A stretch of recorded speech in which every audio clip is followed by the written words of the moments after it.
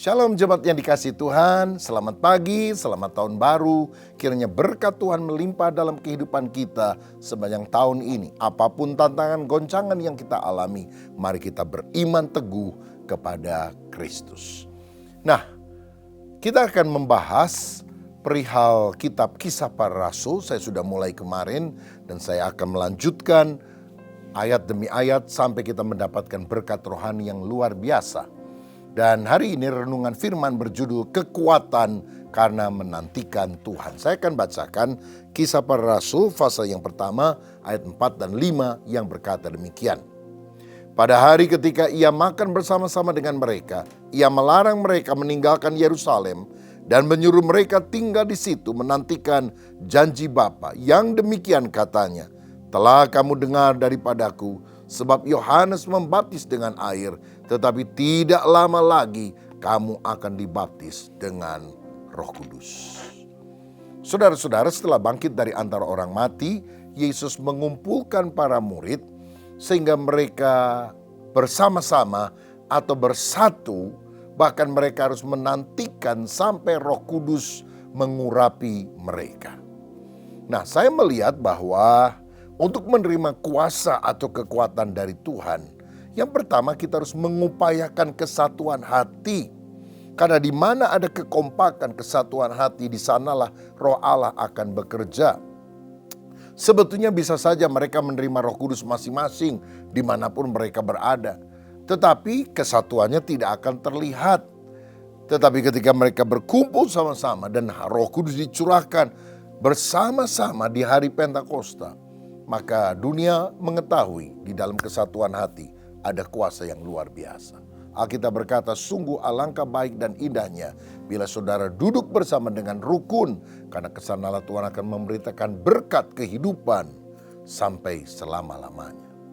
Tahukah saudara, perpecahan itu akan menghambat kuasa Roh Kudus dalam kehidupan kita, sehingga tidak ada mujizat, tidak ada tanda-tanda ajaib, tidak ada berkat bahkan. Makanya kita harus menjaga kekompakan kesatuan hati dalam keluarga. Kalau suami istri lagi cekcok, ayo saling mengalah. Ya, tidak ada yang benar sempurna. Ya, semuanya harus belajar saling mengalah. Mengalah bukan kalah, tapi mengalah mengizinkan perdamaian itu bisa kita alami dan itu akan mendatangkan berkat dalam hidup kita. Gereja yang mengalami perpecahan, ada bisik-bisik, intrik-intrik, itu menyebabkan Roh Kudus sulit untuk bekerja. Tapi kalau kita sungguh bersatu dalam doa, dalam pujian, dalam pelayanan, lawatan Tuhan akan terjadi. Dan hal yang sulit, yang mustahil menjadi mungkin oleh anugerah Tuhan.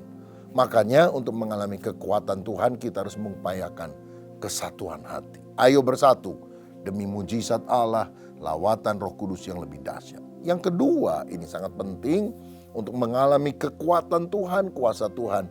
Kita harus belajar menanti-nantikan Tuhan. Menanti atau menunggu, itu sesuatu yang tidak disukai. Karena kita ingin cepat, tepat, dapat sikat embat. Kalau enggak disikat sama orang lain. Dunia ini dunia yang makin tergesa-gesa. Bukan lagi alon-alon, waton kelakon. Itu katanya filsafat zaman dulu, biar lambat asal selamat. Sekarang mesti cepat-cepat. Saudara-saudara, tapi kalau kita baca Alkitab, Abraham karena kurang sabar menantikan janji Allah, akhirnya mengambil Hagar sebagai gundiknya, melahirkan Ismail. Dan sampai hari ini, keturunan Ishak dan keturunan Ismail ini satu Yahudi, satu Arab. Perang terus saudara-saudara. Coba kalau Abraham lebih sabar, mestinya kan gak perlu terjadi hal semacam ini. Raja Saul pernah berhadapan dengan orang Filistin.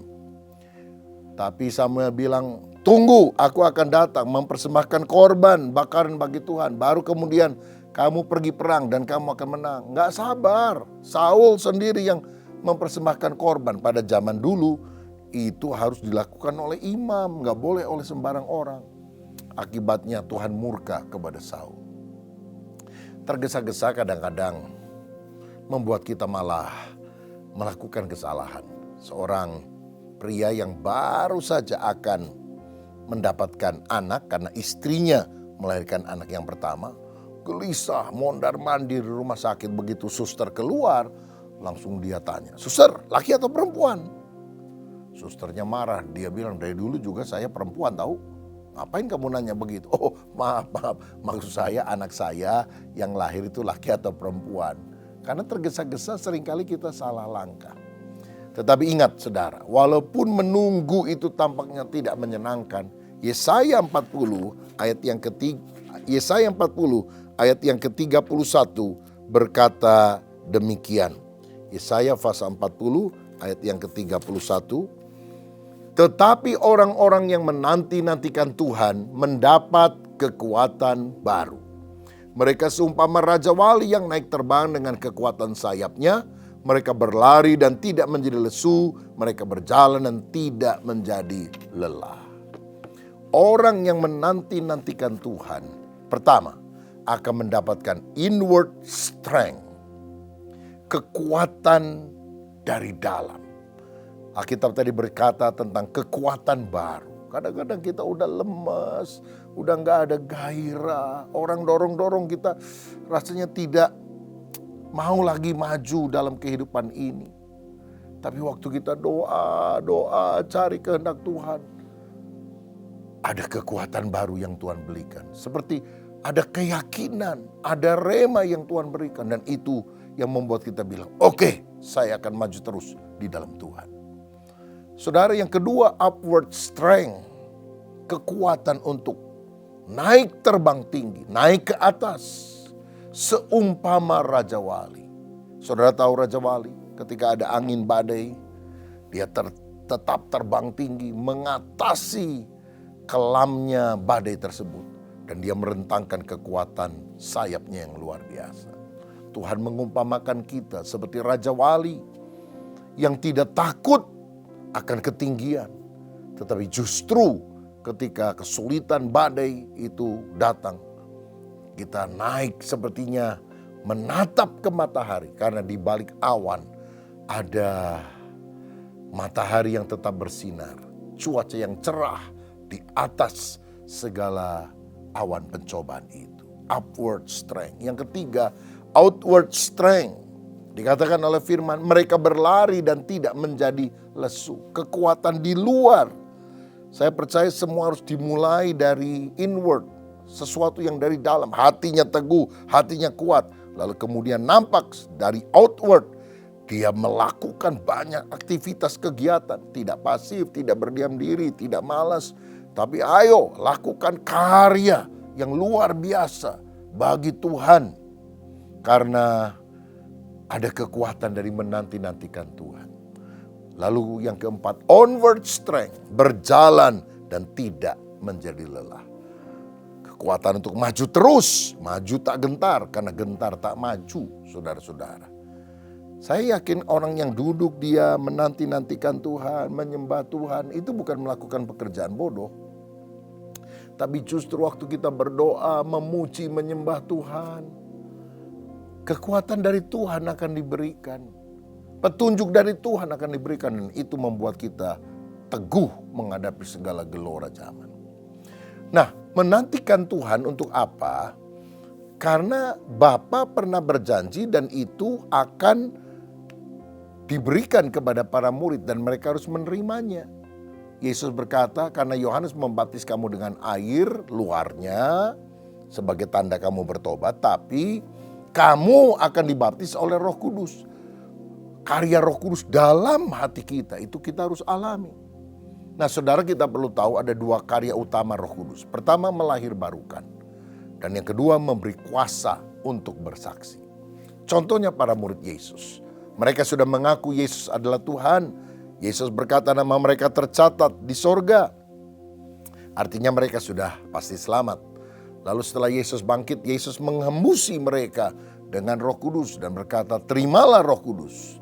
Tapi mengapa mereka disuruh menunggu di loteng Yerusalem sampai mereka diperlengkapi dari kekuasaan dari tempat tinggi?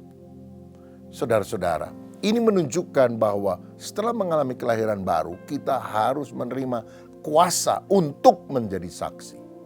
Pada waktu Yesus menyampaikan amanat agungnya, pergilah, jadikan semua bangsa muridku. Mungkin Petrus, murid yang paling cepat bereaksi, langsung lari. Lalu yang lain tanya, Petrus mau kemana? Pergi, kan Tuhan yang pergi, ayo pergi. Tapi Tuhan akan memanggil dia dan berkata, you are not ready, kamu belum siap. Hah? Kenapa belum siap? Kami sudah bersama engkau 3 tahun. Kami sudah melihat engkau bangkit dari antara orang mati. Kami sudah melihat mujizatmu. Kenapa engkau berkata aku belum siap? Dan Tuhan akan bilang, sampai kamu dipenuhkan oleh Roh Kudus, baru kamu memperoleh kekuatan dari tempat yang maha tinggi. Saudara, baptisan Roh Kudus terjadi sekali, tapi kepenuhannya terjadi berulang-ulang. Dan Tuhan ingin agar kita selalu dipimpin, dipenuhi dengan Roh Kudus. Karena kalau kita menanti-nantikan Tuhan dan kemudian kita rindu Roh Kudus memenuhkan hidup kita, kita ini seperti keran air yang terhubung dengan sumbernya. Saudara pernah dengar satu kali ada orang Afrika diajak temannya misionaris pergi untuk kali pertama ke Amerika. Pertama kali naik pesawat, pertama kali nginep di hotel, dan yang paling membuat dia kagum, saudara, karena di hotel itu begitu dia buka keran air langsung airnya keluar. Dia bisa mandi. Dan dia ingat di Afrika aku harus jalan 2-3 kilometer dan ambil air di sungai atau menggali sumur. Di sini gampang banget.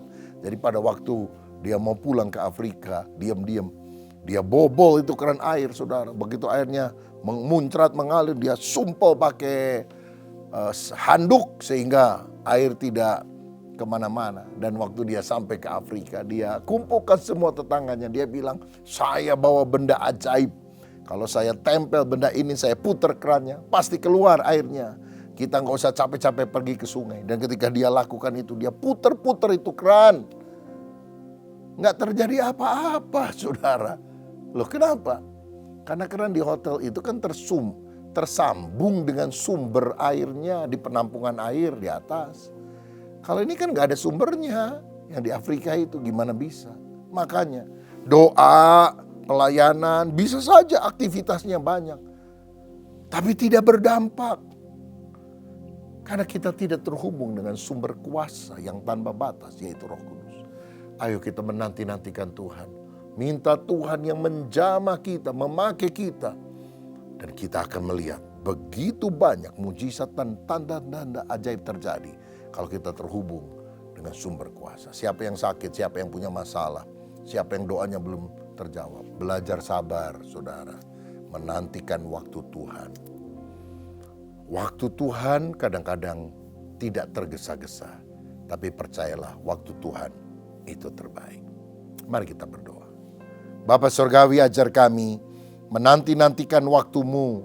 Dan menantikan Engkau bukan pasif, tapi menyembah Tuhan, memikirkan pekerjaan Tuhan, bahkan berdiskusi tentang firman Tuhan. Dan pada waktu kami menanti-nantikan Tuhan, Roh Kudus mengurapi kami. Kami terhubung dengan sumber kuasa yang tanpa batas. Sehingga walaupun kami melakukan sedikit hal tampaknya, dampak karya Roh Kudus itu akan luar biasa. Hamba berdoa sekarang bagi anak-anak-Mu yang rindu mengandalkan Tuhan untuk menerima mujizat, kesembuhan, berkat. Hamba berdoa demi nama Yesus. Biarlah Tuhan menjamah mereka dengan kuasa Roh Kudus. Sehingga kami mengalami pertolongan Tuhan yang di luar jangkauan akal. Berkat-Mu atas kami dalam nama Tuhan Yesus Kristus. Haleluya. Amin. Tuhan Yesus memberkati.